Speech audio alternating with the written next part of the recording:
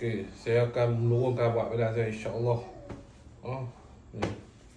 Oh. Saan. InsyaAllah saya akan turunkan berat badan saya insyaAllah. Lepas ni timbang saya berapa, mari kita tengok.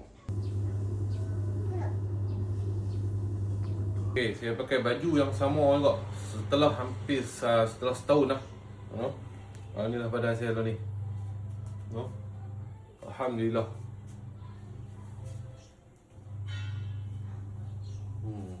Dah boleh buat jubah lah baju ni.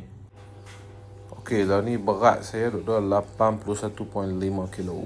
Alhamdulillah tuan-tuan, daripada tahun lepas saya punya berat 117.3 kilo. Tahun ni saya dapat 81.5 kilo.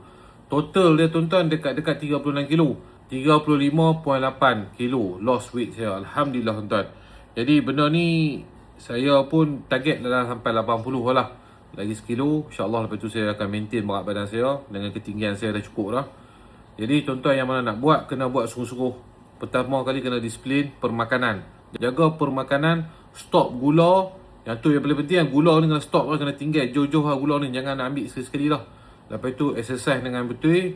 InsyaAllah, biar lambat tapi selamat tuan-tuan, kita akan dapat apa yang kita nak tanpa ada suplemen-suplemen lain-lain. Buat secara natural, tuan-tuan badan tuan-tuan akan sihat. Jangan percayalah produk ni kurus, produk ni kurus, semua tu pembohong tuan-tuan.